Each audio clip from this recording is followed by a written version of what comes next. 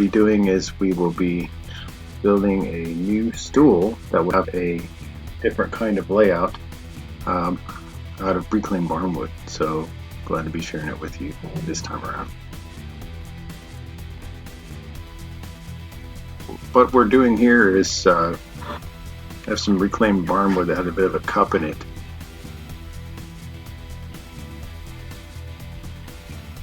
My wife had requested a stool that would give her more of a place to stand, and also for the kids to stand, that they use when they wash their hands in the bathroom, and also my wife uses to reach the higher cabinets in the kitchen. So I used a flap disc to get a lot of the old crud off the wood, which actually worked really well, and I'm doing more of that now in some of my other projects. Sorry about the microphone here in the middle of the camera view. Also, I was able to use the angle grinder to get some of the embedded nails. So because the wood had a cup in it, I needed to use the CNC to create a flat pocket, and that worked pretty well. I got it down to the basic shape of each of the stool legs, and it also gave me a surface to put some glue to try to reinforce it. So I used the CNC to make 2 pockets, and I did that on both of the stool treads. You can see them a little bit better here. And I tried to fit them to the stool legs. They weren't perfect, and it's because the stool legs themselves came from another piece of reclaimed barn wood from my parents' old barn, and they had a little bit of a twist to them, so they weren't perfectly square. And so the precision of the CNC in this case was more precise than the material I was working with.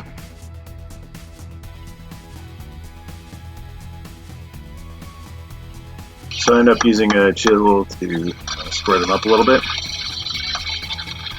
which helped make some extra room and give me a nice flat spot to mount the stool legs.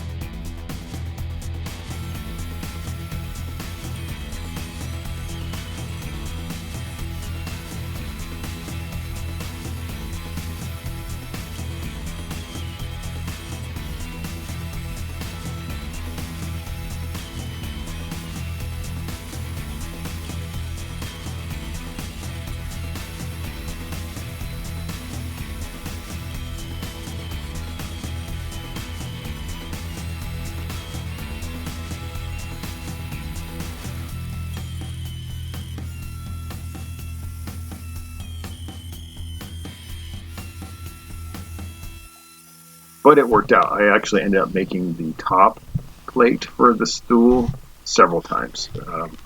It tore out too much the first time and had a little bit too much of a twist in it, so I cut another piece of wood. So I ended up using 2 or 3 more pieces of wood on build than I wanted to, but we'll preview how it's going to look. Then I wasn't sure if I was going to attach the treads to the stool legs through the top with the screw. I was thinking about putting a Forstner bit, sort of countersinking a hole, putting a screw or 2 down through into the legs, and then filling the holes with a dowel and flush cutting. But I decided not to do that here, and instead I just took these little cross pieces of oak that I had and pocket holed them to create sort of an underframe structure for the stool legs. And I had to use this right angle attachment on my drill to make that work. And then I was going to glue the treads down to the top of the legs like this, and then attach from underneath via screws so that you would never see any evidence of screws. The first set of epoxy I used was just your normal store-bought 2-part mix, and for anybody that uses epoxy on a regular basis, you're probably laughing right now because you maybe made this mistake, or somebody's already told you this before, that doesn't work. I discovered that the hard way, and I completely underestimated the volume of epoxy that I was using. So I went to Ace, and I got a mixing cup, and I think I bought 3 or 4 of these syringe type epoxy kits, and I squirted them all in there, and I mixed them all together, and of course that epoxy comes out really viscous, and of course it cures fast. It cures in like a couple hours. So I mixed it all up, and I put it into the S, and all it did was fill the S. I thought I could fill the whole word, and it didn't work at all. So then I went to Woodcraft. This is pre-COVID-19 shutdowns, and I got this stuff called Mirrorcast. And Mirrorcast turns out to be pretty amazing because, number one, it's not very viscous. It pours almost like maple syrup, and it mixes really well. And then I could use the whole thing to fill the words, and I ended up using pretty much that whole package just on these 2 words. So estimating the volume of epoxy you need is an exercise you need to go through before you do anything with it. Once I was pouring it into these, I had to work fast, and I was making a mess. I didn't really prepare very well for it. And I also didn't realize that one of the wood knots that I had carved the lettering into actually fully penetrated the tread, and so I had a lot of epoxy drain out from underneath. So there's a new tread I made. See the old stand one, and then there's the new stand one because the first epoxy attempt. So that's the difference between, an epoxy made for pouring versus your 2-part stuff. Then I did a quick 200 grit sand on this, cleaned up some of the drips and non-uniformity in the pour, and then I sprayed the whole thing again with polyurethane.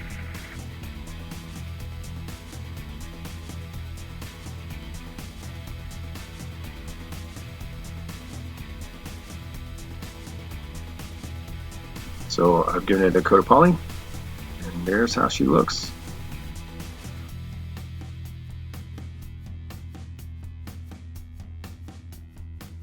If you'd like to see more builds like this, feel free to subscribe. Hit the like button. The like button really helps move these videos up in the queue so I can do more stuff like this for you. If you like that and want to support the channel, please feel free to do so. Thanks for watching Salt Fix Builds, Davian Hill.